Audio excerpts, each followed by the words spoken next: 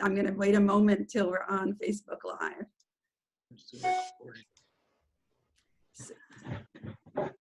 It's always a moment of suspense as we wait for the message that says, you are live on Facebook. We tried it on Monday and didn't get it to work. So this is our first effort to make a Zoom go live on Facebook. Just get locked out. Okay, we're going to mute everybody. Well, we'll be able to see him. Except Bonnie, and would you unmute yourself? And Rabbi Coalesce, would you unmute yourself or else? Good. Still waiting for, yes. So welcome to everyone here, and welcome to anyone who is listening to us on Facebook Live as well from around the world. We have people here from Israel, Nigeria, all over the United States and the Philippines, and we're so glad to be together. As you probably know, Kulanu is an organization that supports isolated, emerging, and returning Jewish communities around the globe. In the last few weeks, we've been having a series of 3 programs introducing leaders of the communities we work with, and having all of us together to hear them and ask questions and to be with each other. The program for today, we're going to start with Bonita Nathan Sussman, Kulanu's first vice president, interviewing Rabbi Avraham Coalesce Browne. And then after about a half hour of that, we'll have questions and answers that we'll take from the chat. And then after that, that'll end about 12 o'clock. And if some of you need to go at that time, we'll understand. But those who want to stay will be also having breakout groups for 15 minutes. And then we'll come back together for more just visiting with each other. So at this time, I'm very delighted to introduce Rabbi Coalesce Browne. He is a US citizen and native of the Virgin Islands. He's a descendant of several of the founding Commandment Keepers, the original group of Black Jews in Harlem. Rabbi Browne served in the US Armed Forces, and after retirement had a consulting contract in the Philippines, where he fell in love with the culture, communities, and his beautiful wife. He became more involved in the love and study of Judaism and received smicha privately several years ago. Smicha, of course, means rabbinic ordination. Rabbi Browne has dedicated his life in the Philippines to serving the emerging Jewish community in the Philippines, and he travels among several islands regularly. So take it away, Bonnie and Rabbi Avraham. Good morning, everybody. Thank you for showing up to this. I'd like to begin questioning Rabbi Avraham. Please tell us something about yourself and how you got to the Philippines. Shalom, shalom, bracha, cholam. Shalom, everyone. So happy to be here.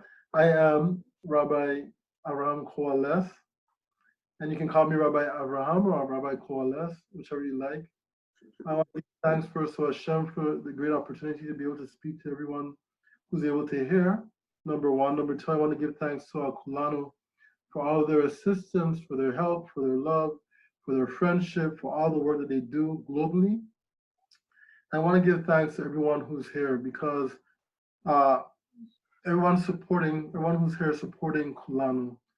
And Kulanu, it reaches out to the world. It reaches out to the world. It helps emerging communities, people all over. And it means that it allows everyone who's here to be part of something that's bigger than themselves. And that's extremely, extremely important. So anyway, a little bit about me. As Ms. Harriet said, I am born and raised. I was born and raised in the Caribbean, in the Virgin Islands. And I grew up in an unobservant Jewish home, unfortunately. My mother passed away when I was about 18 years old, and I soon after that joined the military. When I was in the military, basically I was overseas most of my time. I ended up staying in the military for about 20 years, a little bit over 20 years actually. And within that time, my first few years, it was a bit hectic. It was a bit hectic because I actually grew up in a very, very loving home that was full of respect, love. There was not any kind of racial biases or stuff like that within the community that I grew up in. My family. When I say family, I mean my extended family. I spent a lot of time with my grandparents and other members of our family. And then when I joined the military, it was a lot different. It was, of course, a U.S. military. And so there I began to experience a little bit of, there was a bit of racism. There's a lot of, in the military, most people are Christians, whether or not they go to church, they don't go to church. They maintain strong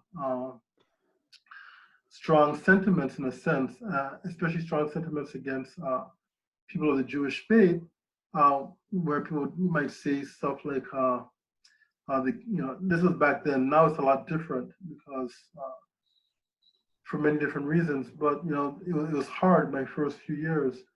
And people just couldn't understand a few different things. Number one, if you say you're Jewish, or if you, of course, Black and Jewish, these are things that were many people could not understand. And a lot of times what I did actually, unfortunately, was I tried to fit in. And when you think of trying to fit in for many, many years, it's something that's not necessarily good.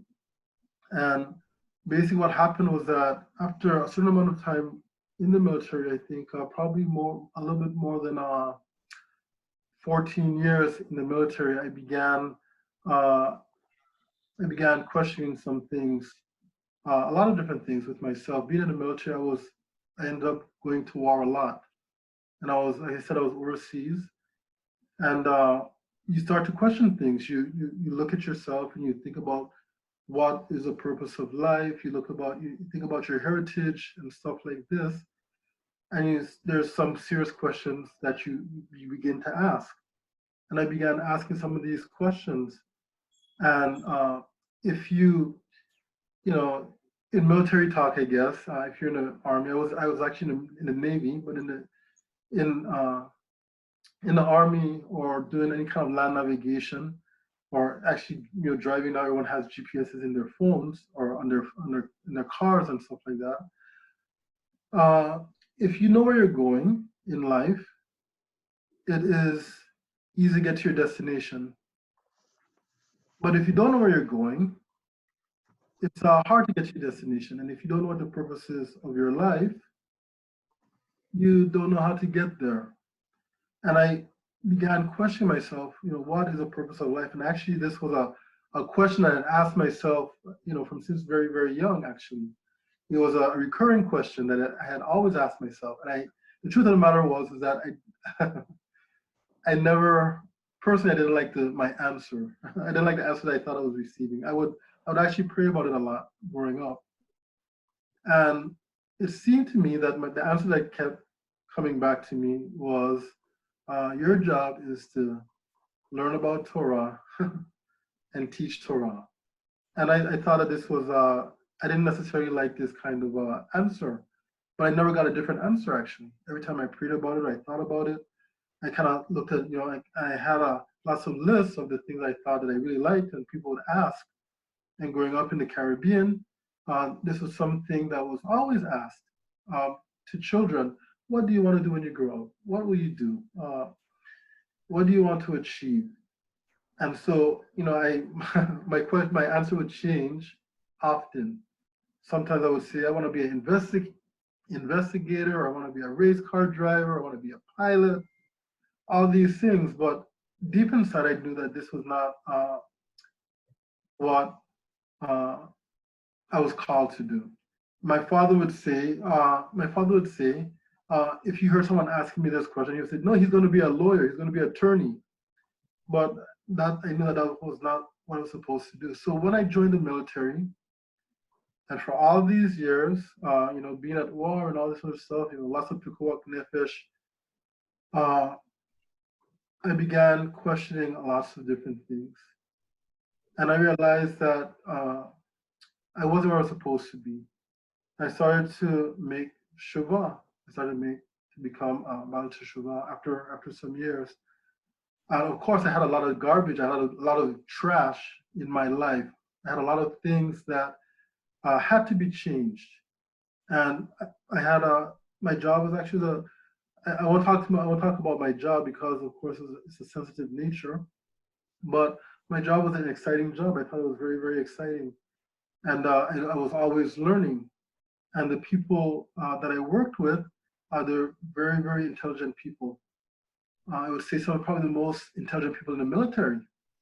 And but one of the things that they just really did not like was religious people. This was something that was always a no-no. Many people felt that religious people could not be trusted, especially if you're a Jew, or something like this.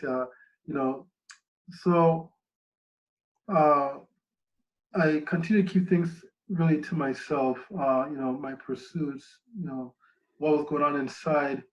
And long story short, I ended up leaving the military after over 20 years. By this time, I had I already knew what the purpose of my life was. In a sense, it was to serve Hashem. That's all I knew. I was to serve Hashem. I was going to make a quick, let's just say, in the introduction of me, I actually was in the Philippines prior to retiring from the military, the U.S. military. So I was actually in the Philippines working many years before I retired. And I was a contractor in many different places throughout the Middle East and in Africa after retiring. So those are some Okay. Rabbi Avraham, thank you for sharing your life and thank you for your service. I mean, yes, we should emphasize thank you for your service. Tell us about the community that you are directly involved with, how many people, how they came to Judaism, and who they studied with. So I'm actually working with two communities. Community here, I actually live in a place called South Cotabato, and our community in this area is in a place called General Santos City. And we have approximately 14 to 15 families, that come. And another community is in another island called Romblon. And they have approximately 10 families. And so they have different histories between the two groups. With the community that's here, that I'm here with regularly, the community started in 1995. Or actually, I'm sorry, 1996.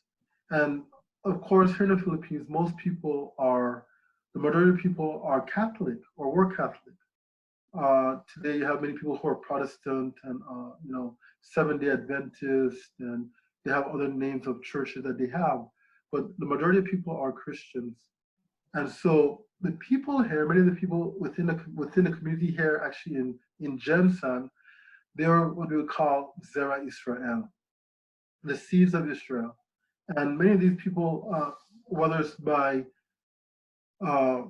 family histories, most of it's family histories, or names names of Anusim. Please translate, Anusim. I'm sorry. Translate, okay?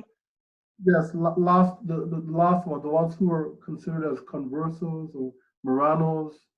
So you have many people who come from that background, and you have other people, another group of people within our communities, both communities, here in Jensen, or there in Jensen, which is about 2 hours from where I live. And in Romblon, you have people who believe that they are part of the lost tribes of Israel. And they believe that they arrived here in the Philippines I believe in the 13th century. So that's prior to the Spanish and the Portuguese coming here. Actually prior to also to Islam, Islam coming here, which came here in the 13th century as well, or 14th century. So you have many people who really attest to this. They have some books that have been written about it. And it's quite interesting, actually, because many of the words in one of the places is called Visayas. In the Visayan archipelago, or the Visayan islands, there are many words that are Hebrew words, and the meanings are almost the same as the Hebrew meanings. So I'm not very much versed in to explain all of that, but many people are very, very ardent, very strong about this idea.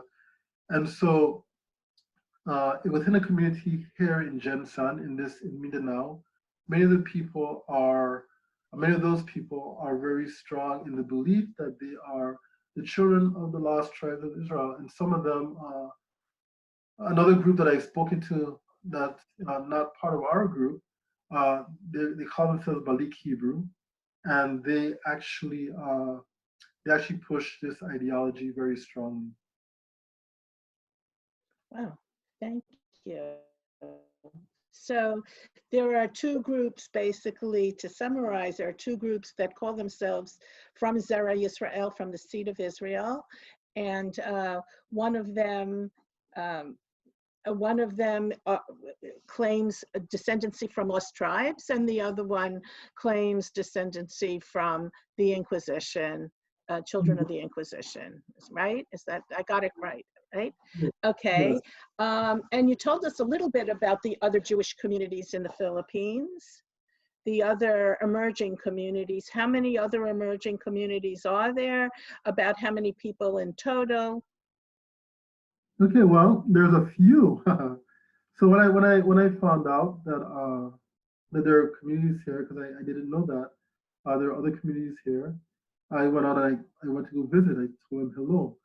And so there's one that's in Digos, an area called Digos, one in Davao, one a place called Bukidnon, and there's other pockets all around. And some of these were Messianics before, and they've turned from being Messianics to try to find their way according to Judaism.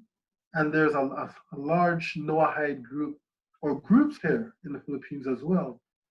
And so some of these groups, some of them have people who want to follow the route of Judaism, and others, they want to stay as Noahides.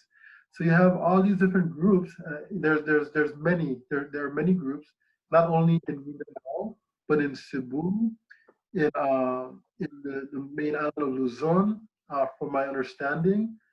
So you have many groups of people who are turning to Judaism, and who believe that they're Balik Hebrew. They believe that their forefathers came from Israel many years ago. And actually, if people were to do research, I've done some research on it. Some of the names actually come from Pakistan and from India, where people are. I know that the Pashtun in Afghanistan and in Pakistan that are also claiming Israelite roots, Yusuf Zai and stuff like that. So some people are claiming to be part of these people as well. Thank you. I know there's an old established Jewish community like in Manila, and there might be elsewhere. What is your relationship with the established Jewish community? There's actually a few, actually. I mean, there's Habad, there's two actually. Habad is in a few different areas. None are here in Mindanao. And there's the Beit Knesset, which is in Beit Yaakov, which is in Manila. So I speak to the rabbi there, often enough. I tell him shalom and, Hag Sameach, and so I just send messages sometimes over the phone or uh, over the internet. Whenever I'm going to the U.S., I pass by the synagogue there as well. So we have a good relationship with. I have a good relationship with the rabbi there. You mentioned when we were talking before that some of the people in your community are not wealthy. They're in the poorer community and they can't travel there, right? But if they could travel there, then I think you mentioned, Yago, that they might be able to convert in Manila. Is that correct? Well, what would happen if they were to do that? They sent a contingent of people from here in Jetson before I got here and in other areas, and they met with Rabbi Azaria, who is there, and he said, well, if you guys want to convert, you can move here, and we'll begin to teach you. We'll set up a program, and we'll try to get a Beit Din that will come from someplace, maybe from Australia or some other place, and they will be able to decide if they go through the conversion process with them. But they would be the means to be able to observe their practices. But of course, the people here, the majority, unfortunately, are not financially well off. And so the cost of living here in Mindanao is much less than in Manila. So it'd be an extremely huge hardship, number one, to be able to go there to Manila, to find a place to live, to be able to find food to eat. It'd be almost really, for the majority of people, impossible because people are having a hard time now. But for them to go ahead and move to Manila to do that. Okay, Molly, we have some nice photos for Rabbi Avraham to discuss. So now Molly will pull up some of the photos of your community. Wonderful. So this Rabbi, tell us what that is. Yes. This first picture is a picture of us receiving the wonderful Torah scrolls that Kulanu was able to get for us. We give so much thanks to Hashem, to Kulanu, for being able to get Torah scrolls here to the Philippines. This is incredibly wonderful. This is Mo, the husband of Molly, who was able to bring it here to us, hand carry, of course, because they're Torah scrolls. We are totally overjoyed because of this. There hasn't been Torah scrolls in Mindanao. So he flew into Manila, and I met him in Manila. I actually just came from Romblon, visiting the community in Romblon before I was able to go and pick up the Torah scrolls. I also met some people. I went to the Knesset there in Manila. I met some people there, and then I came and I was able to get the Torah scrolls. We were totally overjoyed. Totally, we can see. I'm very happy. Mo had traveled more than, I think, 24 hours to get there, so we give thanks. This other picture is a picture of myself and another member. Once we got the Torah scrolls, getting the Torah scrolls in the correct place. So we had just gotten it in, but this was, I think, a day before we did a Simchat Torah. We did Simchat Torah the next day because I had to, from Manila to Mindanao, it's a couple hours flight to get everybody organized to get there. I was able to do that. People have work, so me and this wonderful gentleman, he's also a military veteran who lives here in the Philippines. We were able to find a place in the Torah scrolls to get it ready so that when we do the Simchat Torah the following day, that we'll be able to read something from it along with our celebrations. So this is a picture, of course. We have the Aron in the back. that some of the members actually made. We had them, Baruch Hashem, they were able to make this wonderful Arun. And so we have just some of the members. This was after we had done our Simchat Torah. So some of the people were able to, fit in to get the picture. We marched 7 times around our little Beit Knesset. And then we sang many Tehillim and praises to Hashem. Then we came back and we did some reading. I did some reading actually with me. And then we put the Torah scrolls back, and then we ate. We had some very joyous time, giving thanks to Hashem, giving thanks to Kulanu for their dedication, their commitment. So this is one of the elders in Romblon, Roberto Fortu, and he is teaching there. And they actually had a much bigger community. They had a community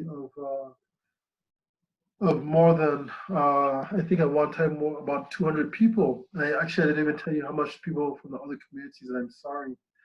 But what happened was that he was a pastor before, and one of the name of this community is called the Maharlikan Hebrew Community, and Maharlikan is the name of, they said this is the name of the Philippines before the Spanish arrived, and Maharlikan, some people say Mahar from the mountains.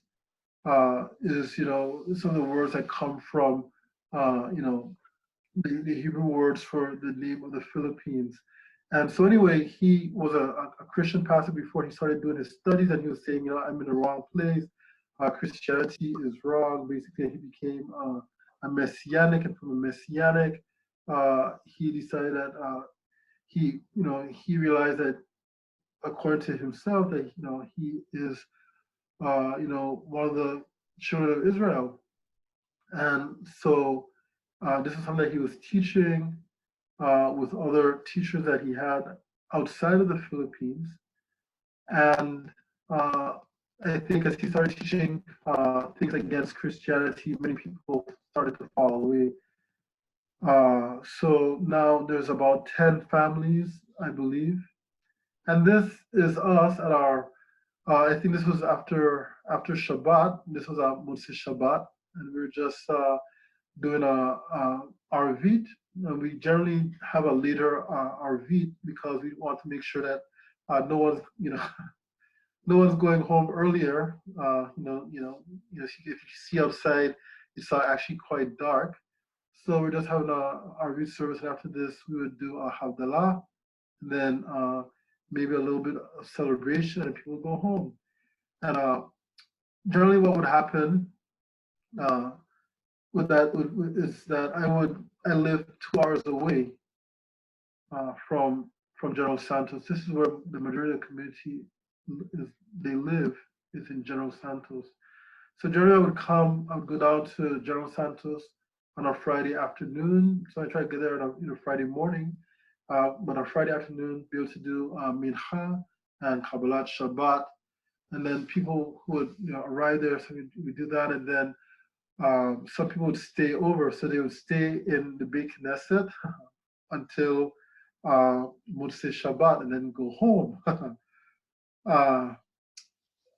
And so this is what we do. We have regular Shabbat services, Shachrit and Musaf, and so now this is at one of our, I think, our Saturday, or not, sorry, our Sunday teachings are actually, it might be actually just informal. This might have been, I don't know if this was just on a Sunday afternoon or something like that, where we go over, we have an informal teaching. You see, this is just a men's group, just teaching about Torah, teaching about our responsibilities, teaching about halakha and stuff like that. So just informal. This is a kubu, kala kubu. This is an outside place where generally most people have in their homes. They have outdoor covered area where people just come and sit down and talk and stuff like this. And so we use this as a place where we can do informal teachings, where everyone can just relax and be outside, get some fresh air, and talk about Torah, talk about the halakha and stuff like that.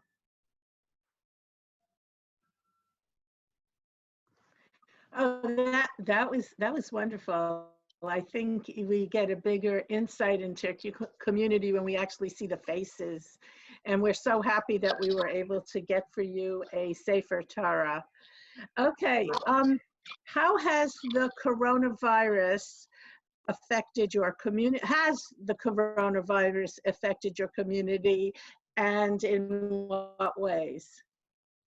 Well, we've been on lockdown or quarantine, community quarantines for over a month. What does this really mean? It means that each district, which is like a big, we call it here barangays, so each barangay, like where I live, they can go to the store twice a week. They can leave their houses twice a week to go to the store, and they give you a little pass. And that pass, the store will look at that pass and let you know if you can come in according to where you live. So if you, let's say, for us here, we can go to the store on a Sunday and a Wednesday. But if you wanted to go on a Tuesday, they would say you can't go, you can't, and they have checkpoints. So they have police or military people in different areas, and they check the little passes to see if you can go somewhere. But many people are hurting, actually. Many people, of course, there's no work. Some people, if they don't have any funds or savings, and most people, unfortunately, live hand to mouth. So the government has instituted some programs where they give rice and fish, canned fish, to supposedly all the families, all the families of the Philippines. But people are having a hard time with a loss of funds, a loss of money. It means that people are depressed, people are anxious, people are sad, people are hurting. Unfortunately, this is the reality of it. And there's been some food shortages. The good thing is that, in many different places, people, this is the Philippines, is a tropical area. So, if you, in your place, people should have plants and trees where they, for example, we have some banana trees here, we have mangoes, we have soursops or guibanos, we have guava here.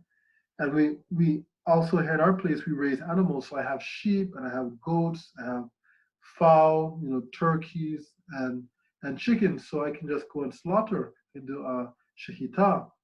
But not everyone is fortunate enough to be able to do that.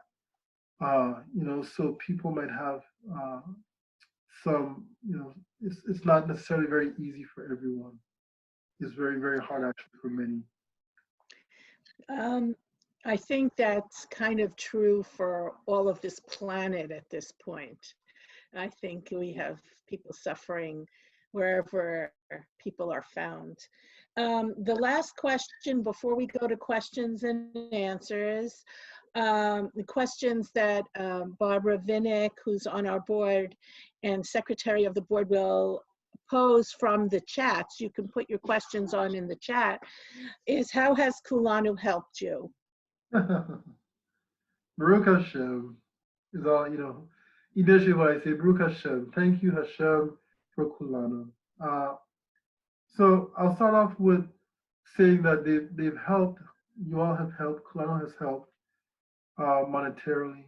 They're able to give us a little grant, and that's what we use to assist with the payment of the Beit Knesset where we stay, where we meet every week.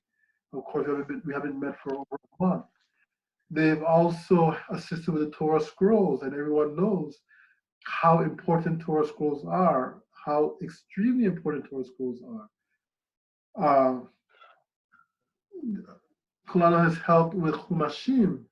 So I have one of the Humashim here that they've assisted us with, and they've assisted us with, I believe, almost 20 of them, which is huge because everyone takes it for granted that everyone has a Humash. In the world, we think, in the Western world, we take it for granted. And in the Philippines, people don't have Humashim. People don't have these basic things. How can you learn Torah? How can you study? You don't have a Humash. Of course, we have computers now. We have telephones and cell phones and stuff like that where people can go online. Anyway, you've helped with the Sidorim. You were able to give us more than 20 Sidors. Baruch Hashem, everyone's so happy. The Haggadah for Pesach, we're able to get these as well. A camera to be able to take pictures. Kulanu has assisted us with that. The assistance has been fabulous. I give thanks again. I can't, I always, whenever I correspond with, with the members, especially, with Miss Joanne, Miss Harriet, Miss Bonnie, Miss Molly, especially with Miss Joanne, I try and call her, weekly or sometimes every 2 weeks, sometimes we miss each other. But I always say thank you. I'm not saying it in vain. I'm not saying it because it's just a nice thing to say. I'm saying it because it's meant, it's felt. The community members, like I said, this community has been around since 1996. And since this time, they've been able to move to do anything really. And now they have hope. When we think about hope, what is hope? It means there's a light in your eye. Kulanu has been being a light to the nations, just as it says in Yeshaya. And it's something that the community here sees, feels, understands, loves, and is totally excited about, has been excited about, because there's hope. And they see that through Kulanu, and they hadn't seen it from before. Okay, so thank you. Thank you so much it was really a wonderful presentation. I'm sure everybody found it informative and interesting, and that you should go mechayil l'chayil, from strength to strength, and we give you all the blessings that the world can bring to your community. May it grow, may it be established for many years to come. Barbara Vinnick, would you like to begin to read some of the questions that came up in the chat? I just want to start by reminding anyone who's new that if you wiggle your mouse, you'll see the word chat on the bottom and an icon. If you click on that, you'll see a chat bar. And at the bottom of the chat bar, it'll say to everyone. And below that, it'll say type message here. And that's where you type your questions, which Barbara Vinnick will read.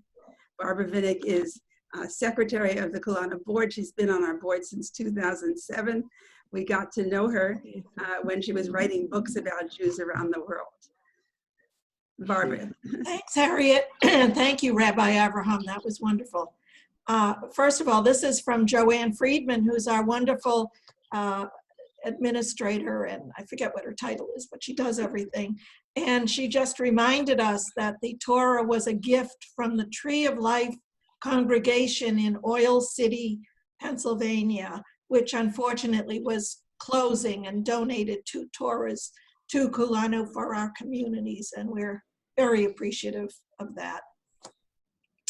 So this is a question from Shep, and Rabbi, are all these different groups aware of each other in the Philippines? We know that they're quite spread out, and do any of the members of these communities want to get together as one community? Wonderful question. Yes, the communities know each other. There's lots of little cultural things in the Philippines sometimes, and so sometimes people are very competitive in a sense. So I've been, one of the things I've been trying to do has been just trying to ease some of the, the mechloket, the arguments that people might have. Because this, for example, the community that we have in Jensen, there's been, I think at one time someone said there might have been maybe about 200 people. But because, there was no rabbi here, some people were getting information from, actually, there's a person by the name of Caleb Ardon, who was a person who was in Israel. He sent actually community books, I think in the 1990s. He sent them some books and stuff like that. And he was assisting them in, in trying to learn about Judaism. But when you have many people, some people were pastors before they left Christianity, basically vying for a position, and the community broke and split many times and got together and split and stuff like that, with people vying for authority in a sense. And so at one point, I want to say a few years back, there's a huge Noahide movement that started to be pushed here in the Philippines. And that Noahide movement started to go around to all the different groups, and they told them, don't think about converting to Judaism, you can't do that. This is, they have a word here in the Philippines called bawal, means it's like basically impossible. They said it's bawal, you cannot do that. And so many of the communities started to follow the Noahide way of living, but these, like the one here in Jensen and the other ones, the one in Digos, one in Davao, and other places, they, after doing this for a while, they said, we don't want this. We want to be Jews. We want to live according to the Torah. We want to obey Hashem. So with that, they cut themselves off from the Noahide movement, and those groups started to get together, and they actually were trying to follow basically a Haredi type of Judaism. And I met some of these groups, and of course I don't follow Haredi type Judaism. I follow basically traditional rational Judaism. That's what we teach. That's what I teach. And so anyway, I've been speaking to the different communities. Some are, one group that they're actually part of our internet teaching.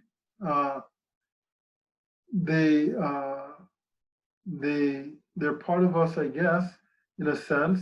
And they're supposed to come and visit, but of course, coronavirus started, so they weren't able to come and visit.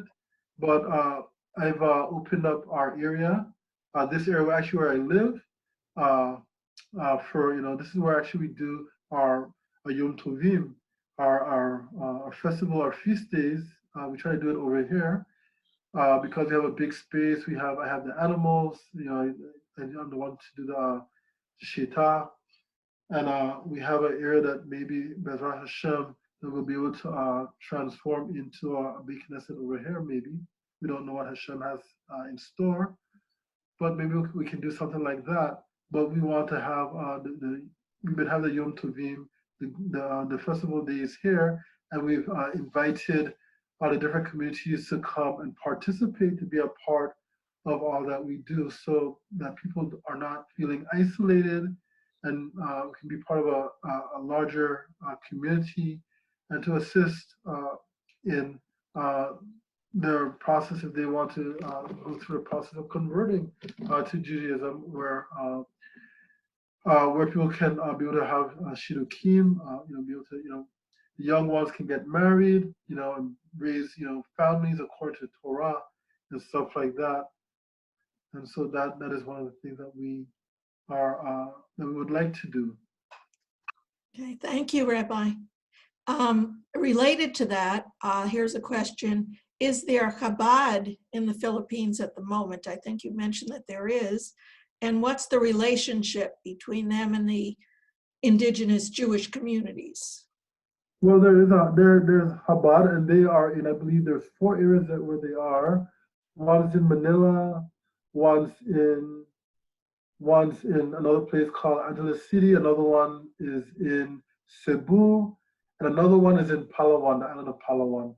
And I know that they have been assisting the Noahides. They've actually, there's 2 groups, I believe, of Noahides, or maybe 3 groups of Noahides. And so they've been assisting one of the groups as far as trying to get them together. They've actually been working with one of the communities, or maybe actually some of the other communities here. I know that they had a conference some last year. They had a conference, and they invited, one of the groups here to go there and to try to help those people also to convert to Judaism. Possibly, that's what I heard. But I have not. I've met one of the gentlemen. I think I don't know if he was a rabbi in Manila. The issue is that with the community in there in Manila and the Habad, they are not necessarily on speaking terms. I think there's some kind of issues.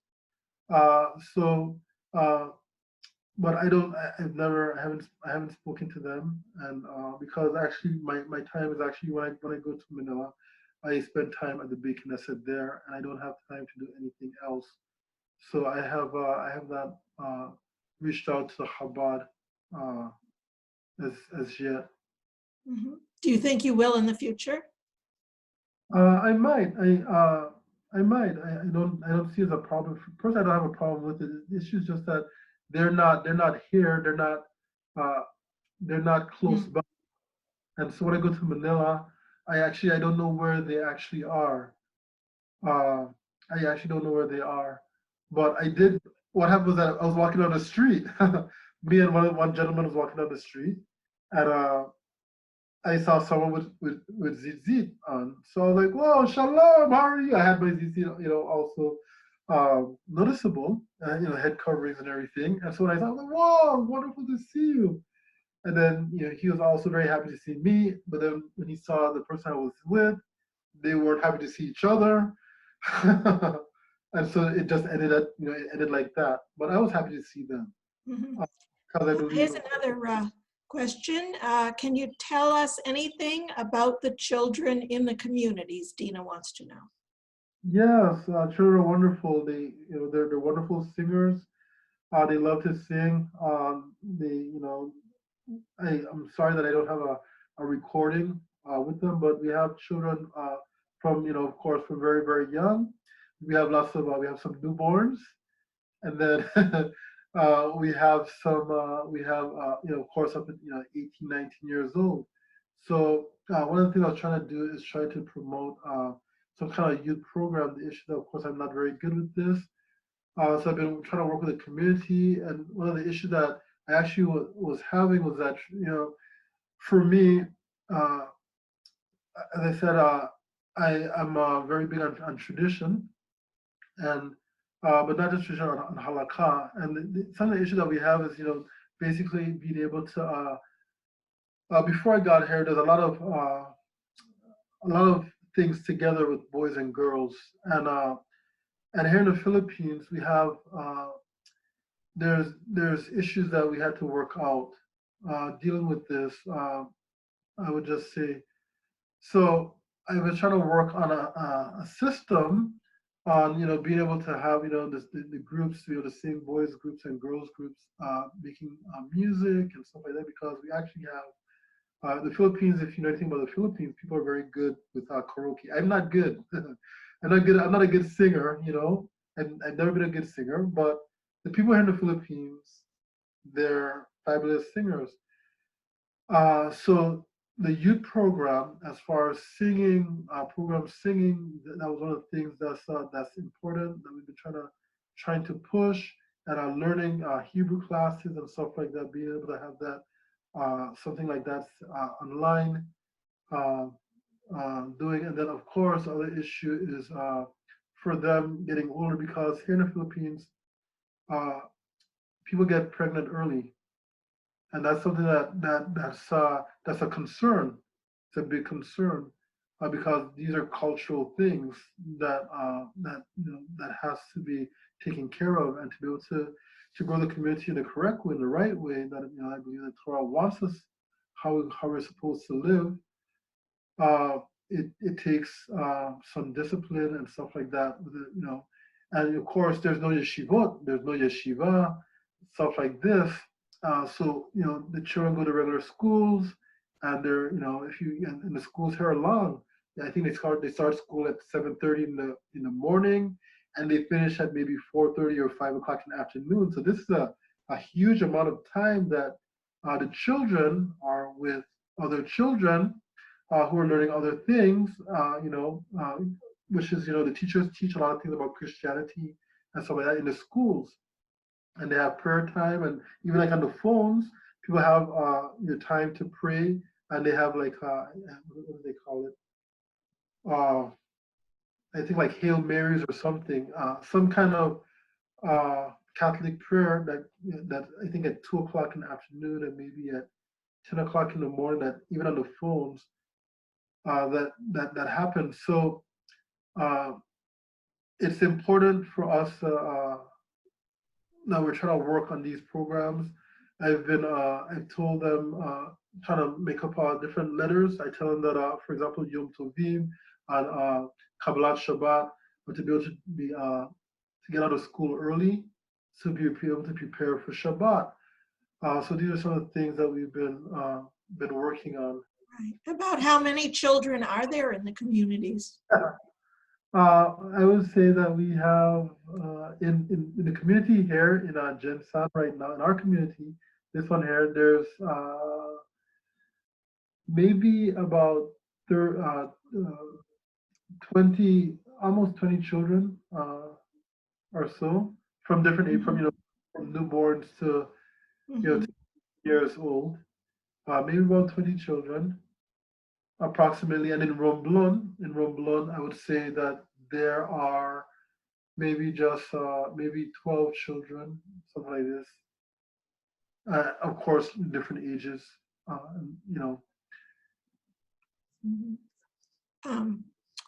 Here's a question: what is the role of women in your community? Are they actively involved? Yes. We have a women's group, so they talk all the time. They get together. Well, of course, because of coronavirus, not able to get together at all. But they would try to do different things together. When they meet, of course, one thing that they would do is on the Yom Rishon on Sundays, because we meet and we do shiurim. They would organize the food, because of course food is always important. There's some classes that the ladies would give, my wife would give, dealing with maybe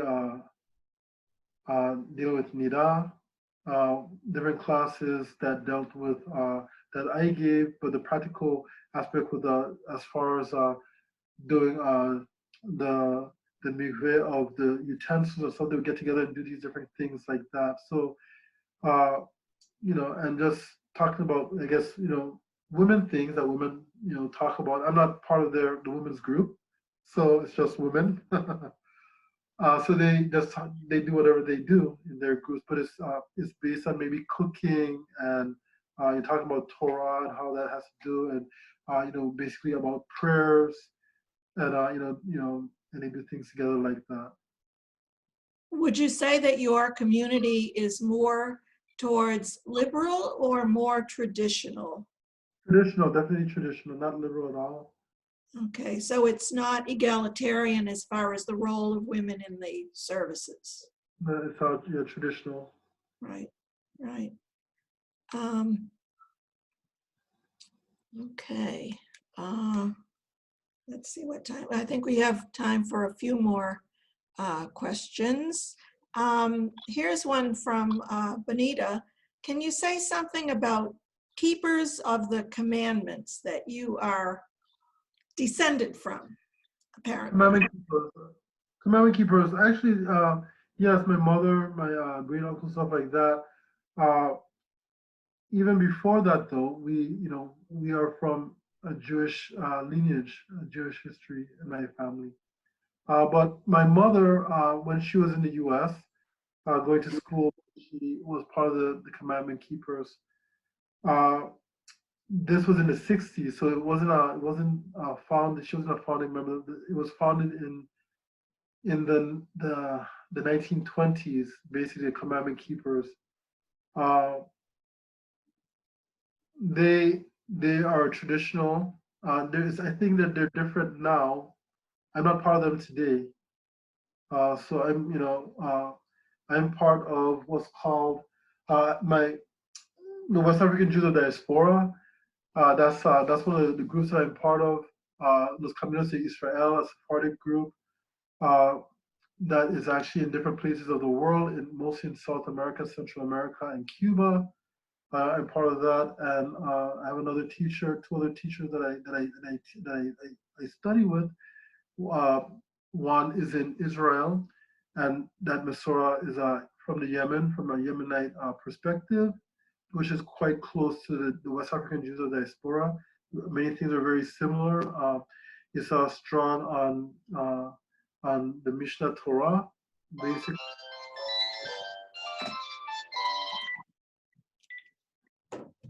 And what would be considered as rational Judaism. And another teacher that I work with, I've been working with for the past few years, is someone up in the East Coast, Rabbi Chaim Ovadia, who is an Iraqi Jew. And so what I teach here is basically an Orthodox approach, traditional Judaism, and not so much with the Commandment Keepers of today. The Commandment Keepers of today, even though I do speak to them, we're not part of the Commandment Keepers. But my mother was part of, with Rabbi Wentworth Matthews of blessed memory, and my rabbi actually was part of this as well. But his smicha came from Rabbi Katan, Katano of Syrian descent, and he was a Syrian Jew, and that's where my rabbi received his smicha from, and I received my smicha, of course, from my rabbi. Right. I'm not part of the Commandment Keepers. I think we have time for maybe one more question. Can you tell us more about your internet teaching, and is that continuing in the era of coronavirus?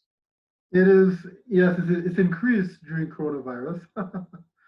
So what goes on is that I used to do maybe 2 or 3 teachings a week, which would go over the parasha, I'd go over halakha and other things like that. But now I'm probably doing maybe about 5 or 6, actually between 5 and 7 shiurim per week. Because of course, we're not able to go there. I'm not able to go down, not able to communicate. So we do this over Messenger and over WhatsApp. Before we're doing WhatsApp, I wanted to use Zoom, but because it takes up a lot of bandwidth, people have a hard time actually here with the internet, and so not everyone has Wi-Fi at home. They use their phones, and it takes you add minutes to their phones. Basically, they add loads, what's called load, to their phones. And of course, if you use Zoom and stuff like that, it eats up their minutes, and then they won't have enough. But they can get I think maybe unlimited if you use Messenger and stuff like that. So we've been doing Messenger audios, basically Messenger audio recordings, and so I do that, and I also do some written teachings as well. And that's how we've been doing it each week. Okay, thank you. I think perhaps now it's time to go back to Harriet. And Okay, so thank you, Barbara, and thank you, Rabbi Avraham. That was wonderful. We're going to now break into breakout groups to spend time with each other, either discussing what we've learned in the program or just getting to know each other and hearing about your interest in Kulanu and what got you involved. We're going, I suppose Molly is going to make, I'd suggest 3 groups right now, and you'll automatically find yourself in a group, and after 15 minutes or maybe about 12 minutes, we'll pop back here, and for anyone who's left, we can visit with each other again here. So go, Molly.